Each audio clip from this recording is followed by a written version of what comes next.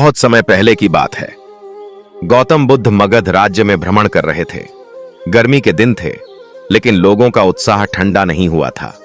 दूर दूर से लोग आकर बुद्ध से अपने प्रश्न पूछते, समाधान मांगते और उनके उपदेश सुनते। एक दिन एक बूढ़ी औरत अपने बेटे के साथ बुद्ध के पास आई और कहा, भगवान, मेरा बेटा हर समय बीमार रहता है। कोई कहता है नजर लग गई, कोई कहता है जादू कर दिया किसी ने। मैंने सब कुछ किया, ताबीज, धागा, मंत्र, पर कुछ काम नहीं आया। अब तो डर लगने लगा है। कृपा करके मेरे बेटे को बचा लीजिए।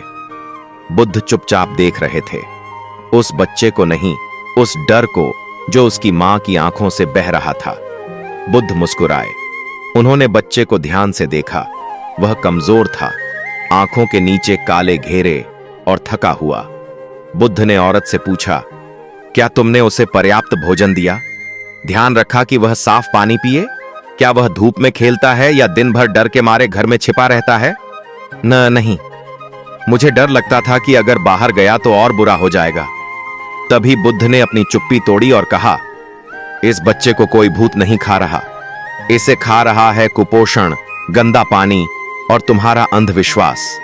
तुम लोग टोने टोटकों से डर को पाल रहे हो, लेकिन इलाज से जीवन बचाया जा सकता है। बिना बीमारी को समझे अगर हम बस धागा बांधते रहें तो बीमारी नहीं, भय बढ़ता है। ताबीज तुम्हारे मन को शांत करता है, शरीर को नहीं। भीड़ एकदम शांत हो गई। फिर बुद्ध ने बच्चे की ओर इशारा कर कहा, इसके शरीर को दूध, हवा और धूप चाहिए। इसके मन को खेल, मुस्कान और प्रेम चाहिए, और तुम्हारे डर को ज्ञान चाहिए। औरत ने आश्चर्य से पूछा, तो क्या कोई नजर नहीं होती भगवान? उसने कांपते स्वर में पूछा। बुद्ध ने कहा, एक बात बताओ, अगर तुम्हारा घर अंधेरे से भरा हो, क्या तुम उस अंधेरे को लाठी मारकर निकाल सकती हो? औरत बोली, नहीं भगवान, अंधेरे को तो बस दीपक से हटाया जा सकता है। बुद्ध, तो फिर भय, जो तुम्हारे मन का अंधकार है, उसे तुम काले धागे से कैसे हटाओगी? बुद्ध ने पास में रखे दीपक की ओर इशारा किया और कहा, नजर होती है, लेकिन वह इस दीपक की तरह है। अगर हवा तेज हो तो दीपक बुझ सकता है, लेकिन अगर दीपक के चारों ओर कांच की परत हो, ज्ञान की, आत्मविश्वास की, तो कोई भी हवा उसका कुछ नहीं बिगाड़ सकती। औरत की आंखों में आंसू आ गए, डर के नहीं, बोध के। उसने अपने बेटे से ताबीज हटाया, उसका हाथ पकड़ा और बुद्ध के चरणों में झुक गई।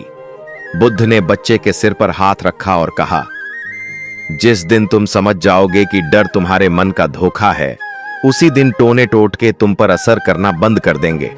बुद्ध जाने लगे तो गांव के एक आदमी ने पूछा, भगवान, तो फिर क्या टोने टोटके कभी असर नहीं करते? बुद्ध पलटे, मुस्कुराए और फिर उन्होंने सबको एक बात समझाई। अगर कोई कहे कि नींबू तुम्हारी रक्षा करेगा, तो सोचो, क्या एक फल में इतनी शक्ति है जितनी तुम्हारे अपने मन में हो सकती है?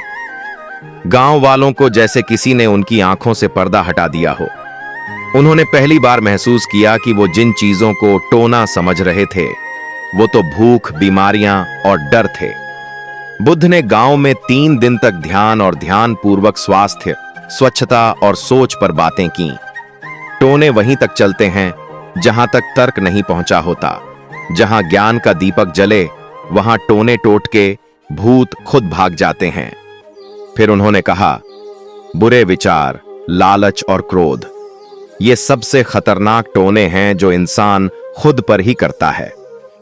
यदि तुम्हारा मन शांत है और तुम्हारे कर्म शुद्ध हैं, तो कोई भी मंत्र या टोना तुम्हें छू नहीं सकता।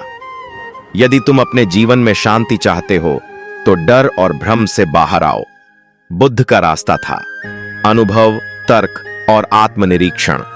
वो किसी भी अंधविश्वास, चमत्कार या रहस्यमयी शक्तियों पर आधारित बातें बिना परीक्षण के स्वीकार नहीं करते थे। बुद्ध मानते थे कि टोने टोटके, झाड़ फूंक या यंत्र मंत्र जैसे उपाय लोगों के डर का फायदा उठाते हैं। उन्होंने कहा, यदि तुम अपने जीवन में शांति चाहते हो, तो डर और भ्रम से बाहर आओ। अपदीपो भव, अपने दीपक स्वयं बनो, यानी अपने अनुभव और ज्ञान से ही सही गलत को पहचानो। मॉरल, डर से नहीं, समझ से सुरक्षा मिलती है। टोना तुम्हें नहीं, तुम्हारा अज्ञान पकड़ता है।